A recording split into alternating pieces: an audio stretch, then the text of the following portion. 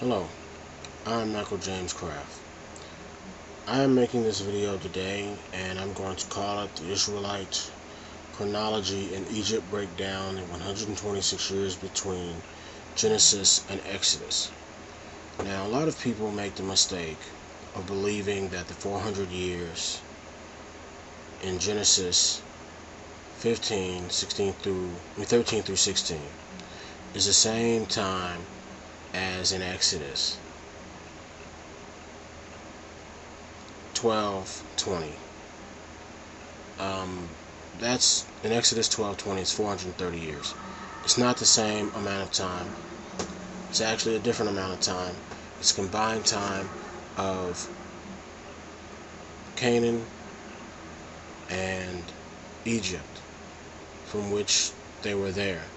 I don't know why that is said like it is in the Septuagint. I know they took it out of the King James, they took it out of the NIV, the NRSV, Good News version.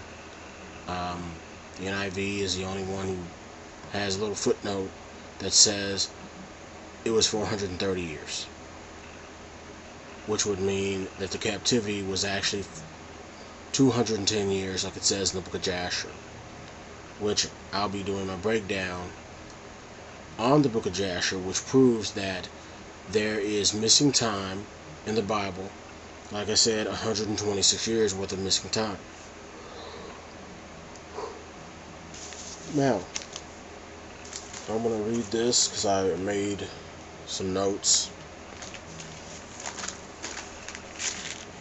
It was 210 years total. This means only 2 generations of Israel was in Egypt at the time of Moses. Also, the mistreatment of Israel did not start until Joseph and all his brothers were dead. This is 2294 AM to 2396 AM.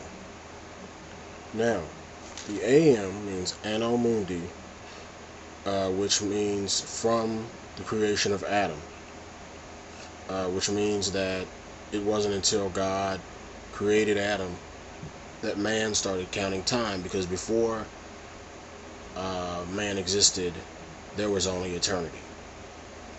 Now, that's Anno Mundi, M-U-N-D-I. So the children of Israel enjoyed 102 years of health, wealth, and prosperity until Levi died, the last brother of Joseph. Then all the homes, gardens, and villas were taken away. 23 years later, the Egyptians tried to invent ways to decrease Israel's population, but this fails. It is only in the times of Jochebed and Amram that Miriam, whose name means bitterness, was that Egypt starts enslaving Israel. And the reason I mentioned about Miriam's name being named bitterness is that, well, our ancestors were going through some bad times back then. I am not talking about any Anglo-Saxon or any Khazarian. When I say our ancestors, I mean the people that you commonly call African American. We're not African American. We are Hebrew Israelite. Hebrew meaning ethnicity, Israelite meaning nation. And as for your tribe, well, we don't know what tribes you are. There's a lot of talk that we're Judah. I doubt we're Judah. I believe that the blacks in England are Judah. And I believe the people here in America, it's a mix of Canaanites and a mix of Ephraim and Manasseh and some other tribes, and maybe some other black ethnic groups. But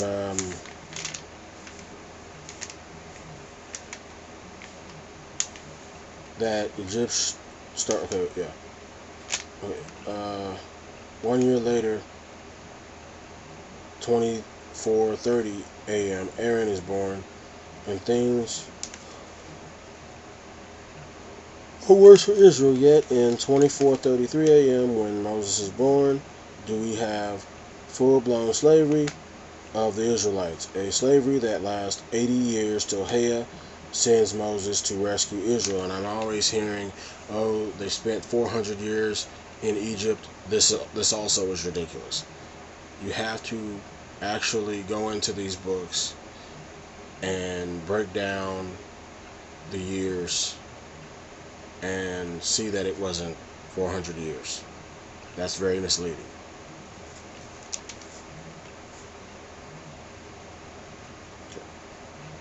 And 24:33 a.m. plus 80 years equals 25:13 a.m. The real year, the history when the children of Israel was freed from bondage of Israel. Also, the 430 years mentioned in the King James Version is taken out of context from the Septuagint. The Septuagint says 430 years in Canaan and Egypt, meaning that Israel was in Canaan 220 years before they came to stay in Egypt. 210 years added together, it's 430 years total sojourn. So that's what it was talking about, 430 years as a sojourn in both countries combined, because they're trying to get over the point that before this, Abraham came from Ur of the Chaldees. But when he crossed over the Euphrates and he went into the land of Canaan, he became a Hebrew.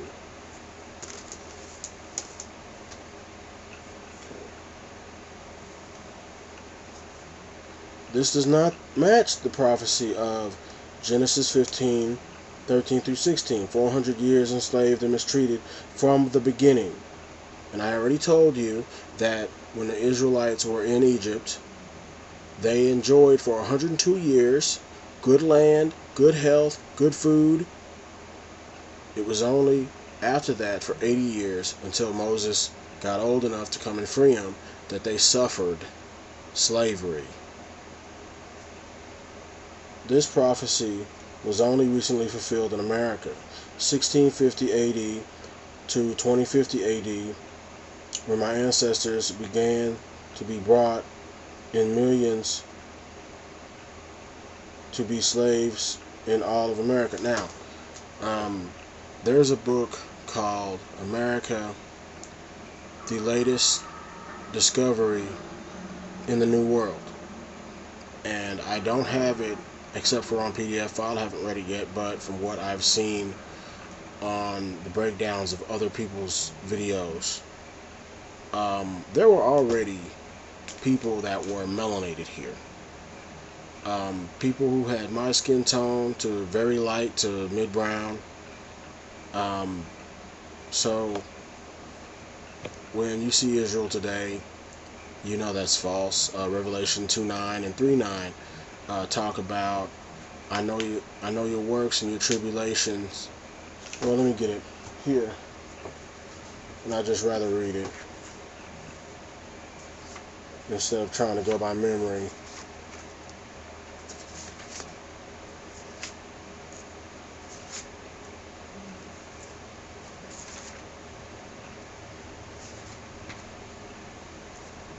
I know thy works and tribulation and poverty, but thou art rich.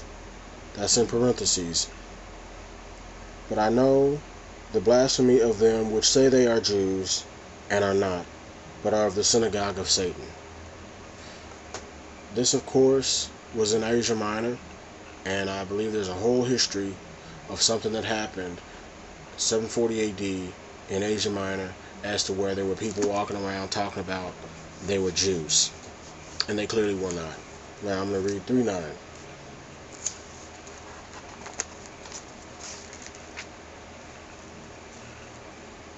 Behold, I will make them of the synagogue of Satan, which say they are Jews, and are not, but do lie.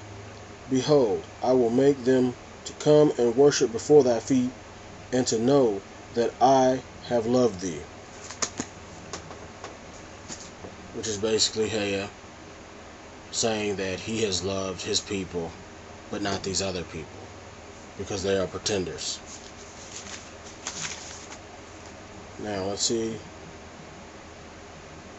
Okay, basically, from the point of 2013, we have 35 years left. This is not 35 years left to act crazy or stupid or run around killing each other. This is 35 years left until the appointed time. There is an appointed time for when we should be free, but I would like to suggest that we all end up going to Brazil.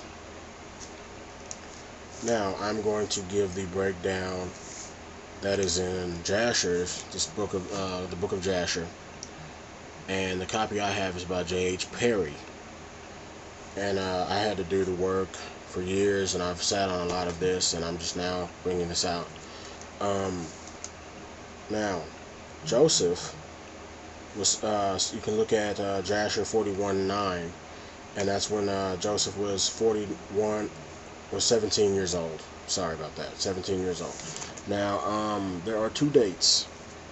I could give you the Masonic date, which is in the King James Version, because, like I said, that book is heavily edited, and in fact, in the New Testament, some things are added. We're not really going to get into the New Testament right now, but the real dates I have marked in green, which I'm not going to show you the paper, but the false dates have less years, and they don't work out chronologically because it wasn't 4,000 years when they started doing stuff, or, I haven't really finished that. But anyway, when he was 17 years old, it was 2281, and when he was 18 years old, which is in Jasher 41:14, it was 2282. And Joseph is thrown in prison. He's in there.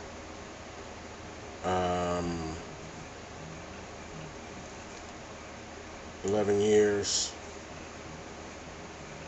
when he's 19, and that's 2283 to 2294. At the end of 10 years, he's released at prison.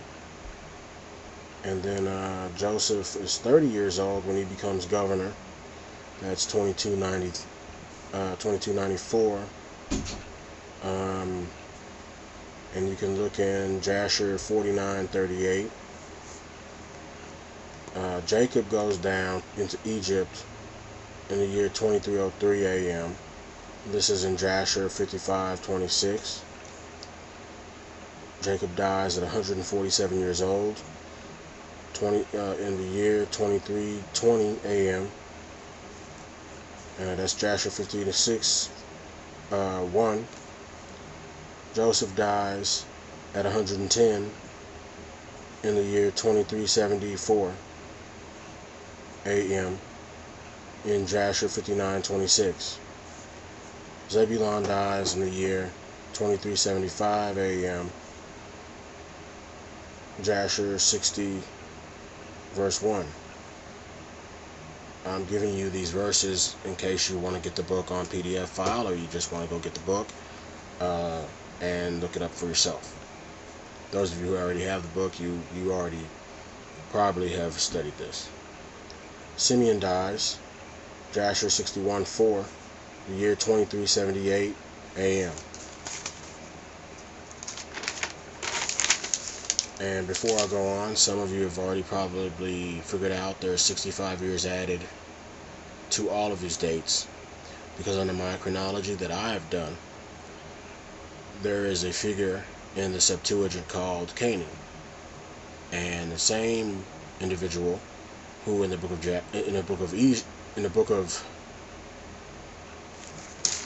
Jubilees is called Canaan, or Canaan 2.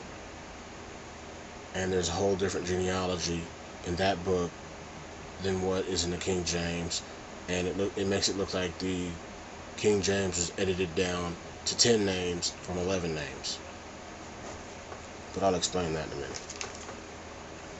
Reuben dies in the year 2382, which is Jasher 62 verse 1.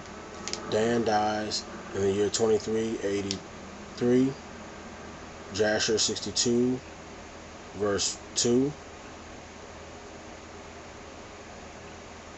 Issachar dies in the year 2384. Jasher 62, verse 3. Asher dies in the year 2394. Jasher 62, 41. Gad dies in the year 2386. Jasher 62, 5. Judah dies Jasher 62, 23 in the year 2389. Naphtali dies in the year 2392. Jasher 62, 24.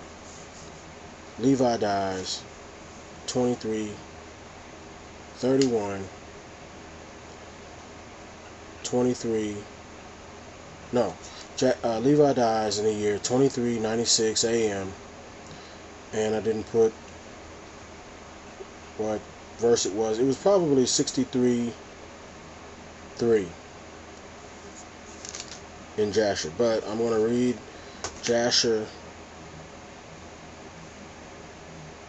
Okay, no, I'm going to read a note about Jasher 63, verse 4. The 102nd year, the mistreatment begins. Vineyards, fields, elegant houses were taken away from Israel. Milol, son of Pharaoh, reigns. Change is basically the change of government. They always felt like the Israelites had no place in Egypt to be over them, and now they're at that point. They are taking back what they feel is theirs. Jasher 62, verse 2. The 125th year of Israel begins in Egypt. Is the 26th year of Pharaoh, and Samuel had reigned over Edom 18 years. This is 28 AM. Jasher 66:10. The same 125th year of Israel being in Egypt, the Egyptians began to invent ways to try to decrease the Israelites. Their counsel previous to this isn't working. So here you have the Israelites who are populating like crazy. They do not want this because they fear if there's more Israelites, they will destroy their government. What I believe this is a prophecy of is not what I believe this is that they read the Hebrew prophecies and they knew that the Israelites were supposed to be in a country that was not theirs, that they did not make, and that they would go in slavery, except that the time didn't match up. And so they made a mistake of persecuting Israel, thinking Israel would one day become more and greater than them and overthrow the government, which is more than likely prophesied to happen in America, because America is Babylon. America is the beast system. It has embassies all over the world. Prove to me that there is another country as large as the United States militarily. It is impossible. Okay. Amram takes Jochebed to wife in the 126th year, as she is the daughter of Levi, and it is also the 126th year of Israel being in Egypt, which means she went down there when Jacob took his family there with 70 people. Jasher 67, 2-3, she conceives and bears a daughter named Miriam. This is 24:29 AM. Jasher 67:4. She next bears a son named Aaron. in the year 2430 a.m., 1 year later. Jasher 67:5, the death of Zepho, the son of Eliphaz, the son of Esau, the king of Kittim, Rome, and Janaeus reigned in his stead, 2431 a.m.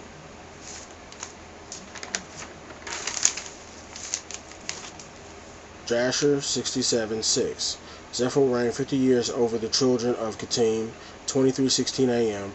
to 2366 a.m., 2381 a.m. to 2431 a.m. He was buried in Nabna, in the land of Kittim, Rome. I don't know what Nabna is.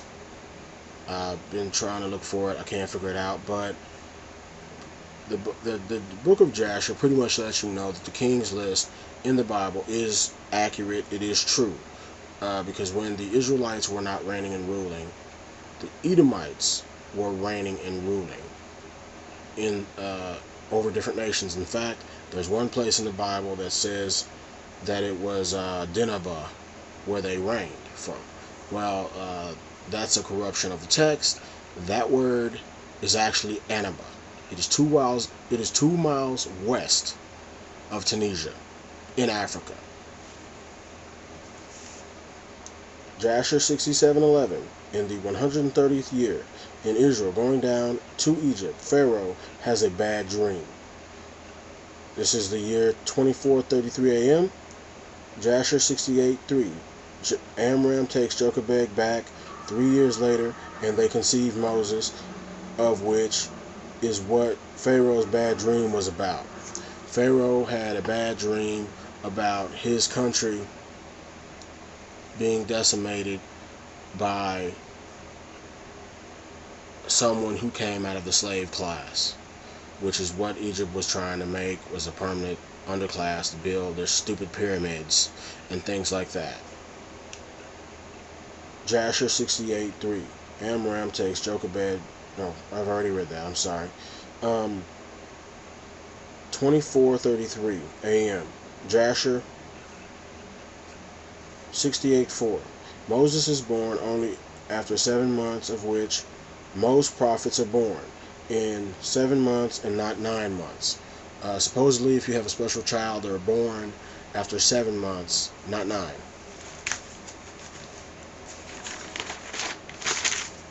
Jasher 68:24. Miriam presents Bathia, the daughter of Pharaoh, with Moses. 2370. No, it's 24:35 a.m. when this happens. And again, I'm just giving the summaries of the things that happen. Jasher 70 verse 1. Moses as a baby at a banquet with the queen Al-Pharaneth and Bathia and Balaam son of Beor. 24:36 a.m. Jasher 71 verse 1. Moses at 18 years old. Now, it skips ahead here, but it's still pretty much more consistent than the book of Exodus on the life of Moses.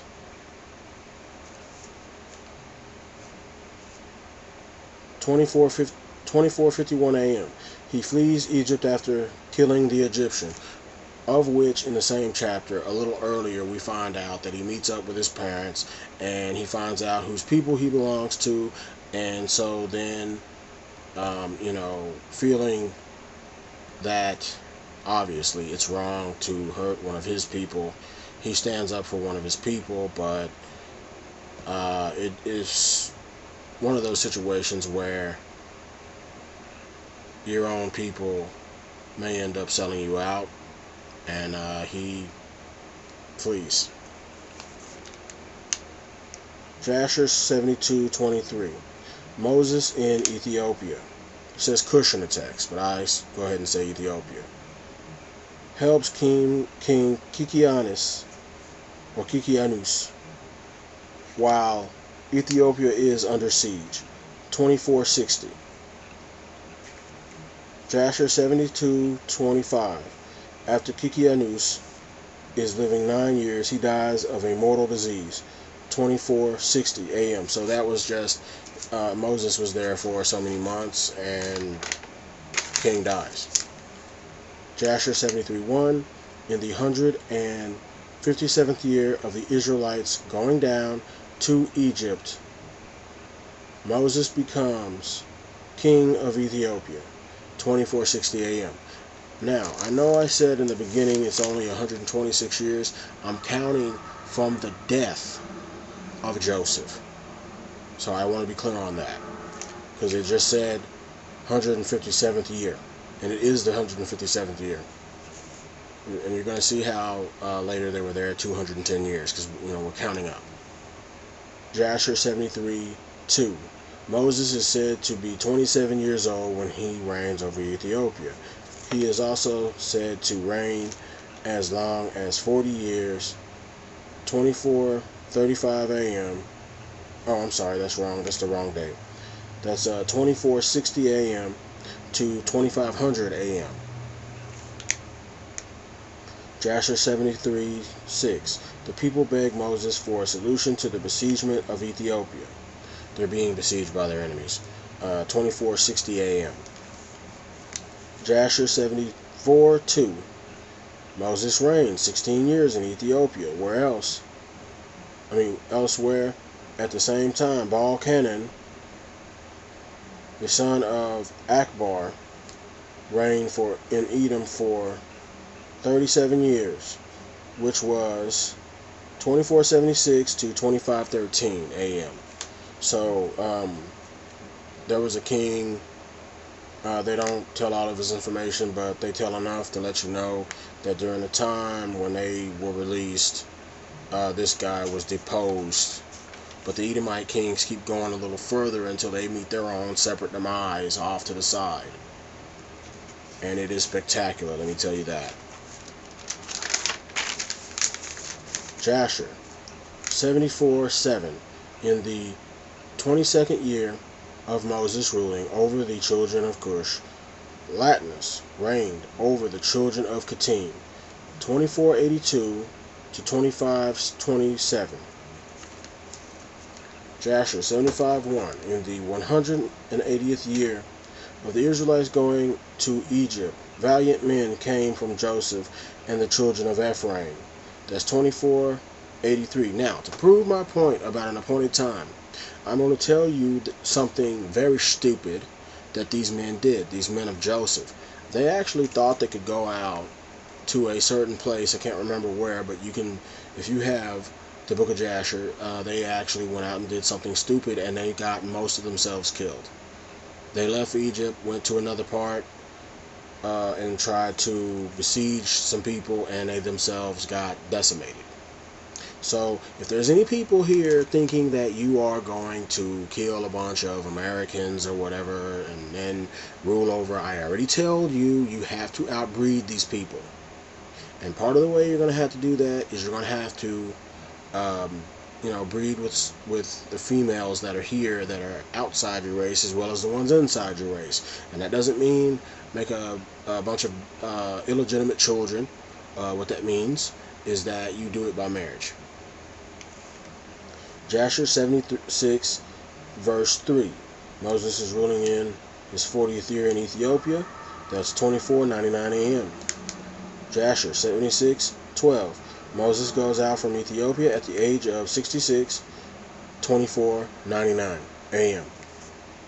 Jasher 76:23.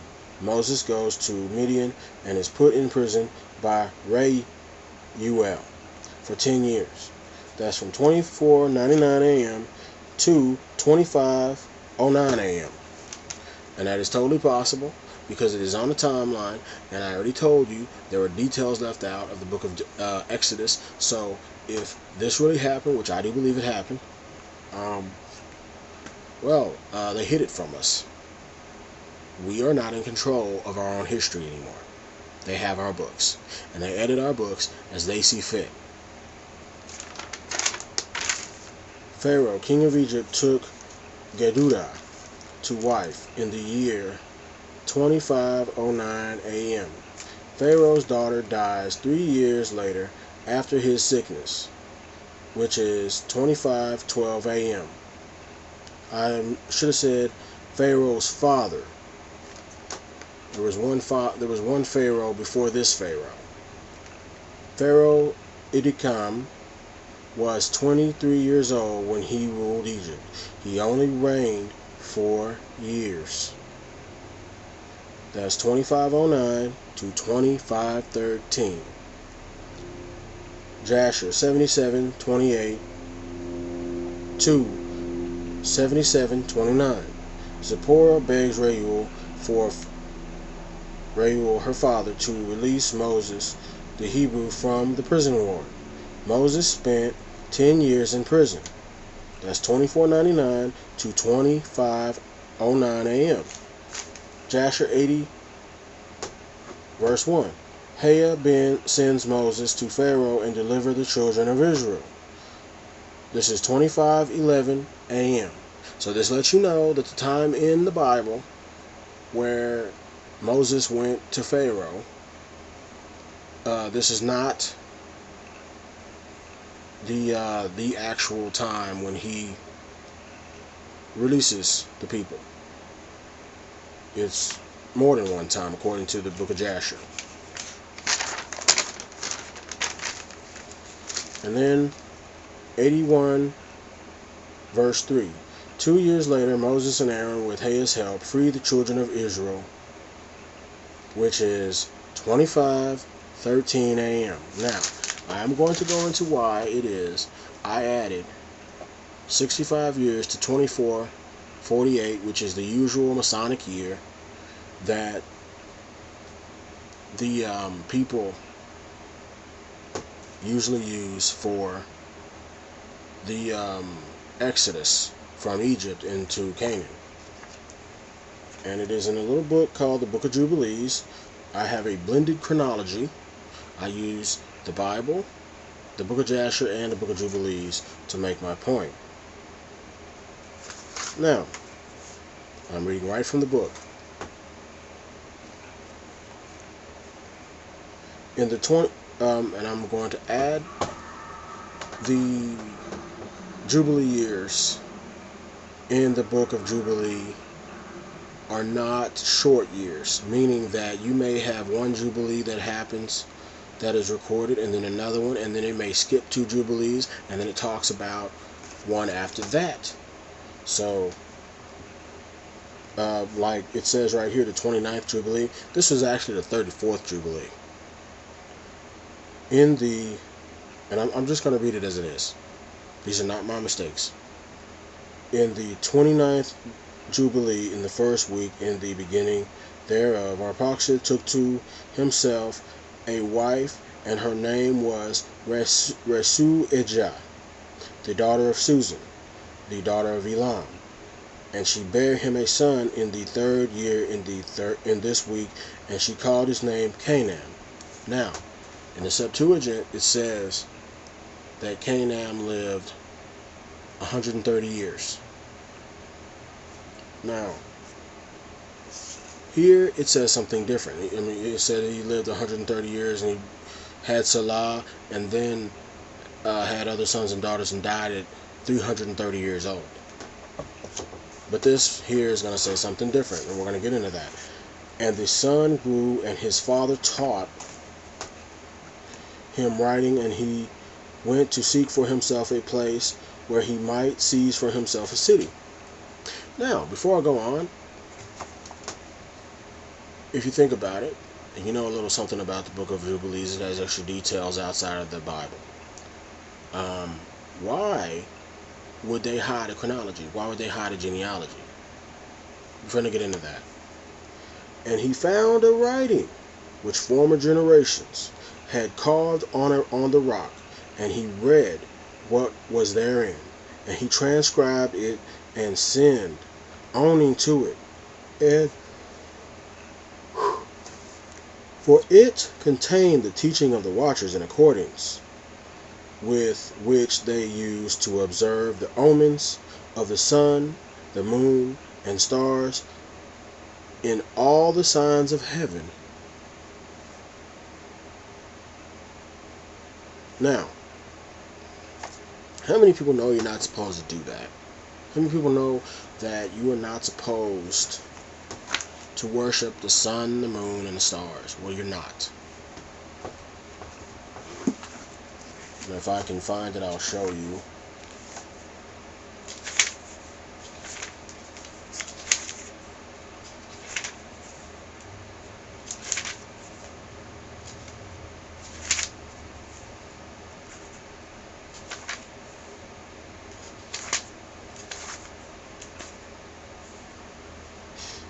Okay, that's going to actually be 4:19. I want to give you the King James Version. It's easier for me to look up stuff in the NIV.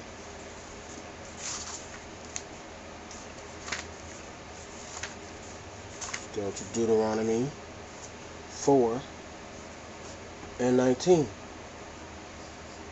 Unless thou lift up thine eyes unto heaven, and when thou seest the sun, and the moon, and the stars, even all the host of heaven, shouldst be driven to worship them, and serve them, with the Lord thy God hath divided unto all nations under the whole heaven. But the Lord hath taken you, and brought you forth out of the iron furnace, even out of Egypt, to be unto him a people of inheritance, as ye are this day. That means you, Israel, you people who want to call yourself African Americans and other detestable words, you are not supposed to worship the sun, the moon, and the stars, as Canaan did. And also the reason why they do not let people know this information is because if you knew it, you really wouldn't do it, because of what I am going to continue to read. And he wrote it down and said nothing regarding it, for he was afraid to speak to Noah about it, lest he should be angry with him on account of it. Now, angry is an understatement, because if he would have told Noah this, Noah would have had to have stoned him. Because imagine, it's after the flood, there's only so many people populating the earth. Canaan is one of them. He goes out and does this wicked thing, and Noah has already warned about what was before the flood and why God had to destroy the earth with a flood because of all the abominations. Just imagine if Noah would have come across this sad, sorry sight. He would have had to have stoned Canaan, one, to make a point, and two, to get over the point that you don't do this. This is not going to be tolerated. Now, we're going to go on, and again, it says the 30th Jubilee. That's not the 30th Jubilee. It's more than likely, yeah, the 35th Jubilee. And in the 30th, I'm just going to read it as it is. Just bear with me. And in the 30th Jubilee, in the second week, in the first year thereof, he took to himself a wife, and her name was Milcah, the daughter of Madai, the son of Japheth. And in the 4th year, he begat a son, and called his name Shelah, which you can go to Genesis 10:24, and Shelah is mentioned, but Canaan is not. For he said, truly I have been sent, which means Shelah means truly I have been sent.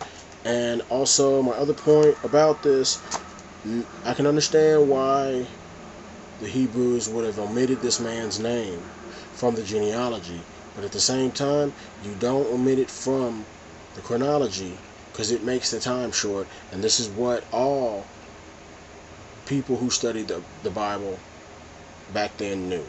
This is before they changed times and laws, which is in Daniel, that they would do. They know they did it. They know they've done it. Now you know how they did it.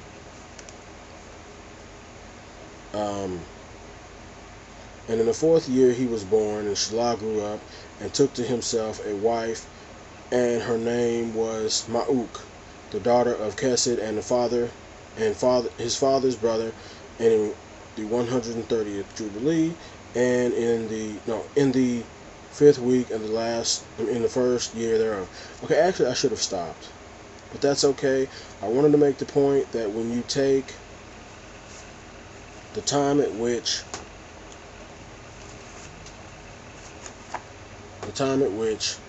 Canaan was born to the time when he had his son Shelah, he was 65 years old. And I'm going to try to get that. Just in the book, it's got the wrong years. Let me see. I think it's okay. I'm going to use a calculator here when I find it. All right, it's working.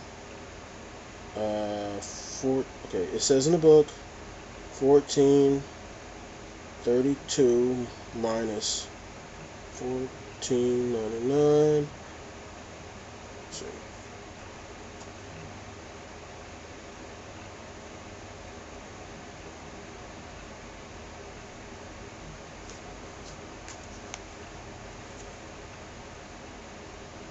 $14.99 minus 1432, and it's actually 67. And so I don't know. Actually, I think when I converted it, somehow it came out to be 65, but it's the right year, 2013.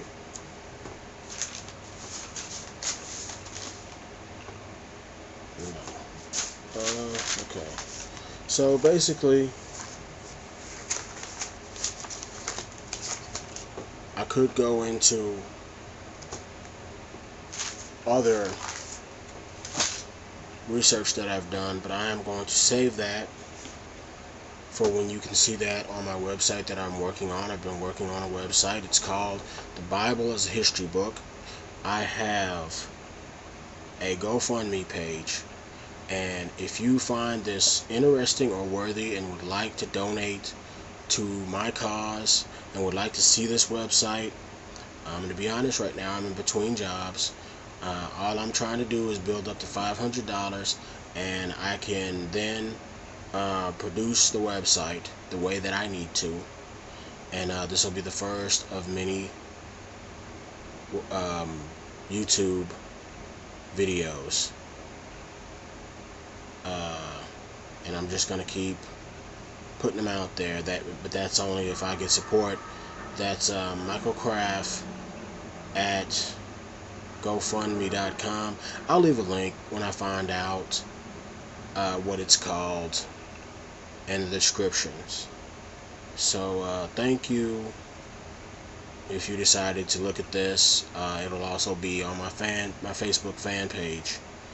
You can either like me, friend me, or I guess message me or whatever, and we can talk about stuff like this. But I'm not putting my number. I don't like to use the phone except for texts. Thank you. Be healthy, be blessed in His holy name. Shalom.